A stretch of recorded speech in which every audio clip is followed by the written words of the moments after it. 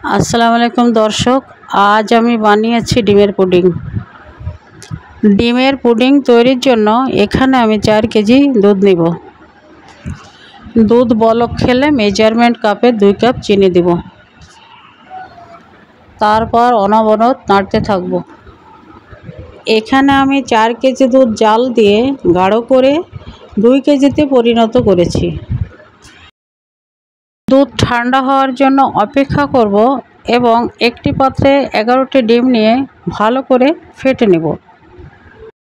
ডিমের সাদা অংশটা যেন ভালো করে মিশে যায় সেদিকে খেয়াল রাখতে হবে। লাভ শেপের একটি সসপ্যানে সামান্য পানি দিয়ে তার ভিতরে হাফ কাপ চিনি দিয়ে ক্যারামেল তৈরি করে নিব। ব্রাউন কালার করে নিতে হবে। এখন ডিমের ব্যাটারটি দুধের ভিতর দিয়ে দিব। ভালো করে মিশিয়ে নিব। এবার ক্যারামেল ঠান্ডা হয়ে গেলে দুধ আর ডিমের মিশ্রণটি দিয়ে দিব। এবার একটি পাত্রে সামান্য পানি দিয়ে একটি স্ট্যান্ড বসিয়ে দেব। এবার স্ট্যান্ডের উপরে পুডিং বসিয়ে দেব। এখন একটি ঢাকনা দিয়ে ঢেকে দেব। এটি তৈরি হতে 22-23 মিনিট সময় লেগেছে।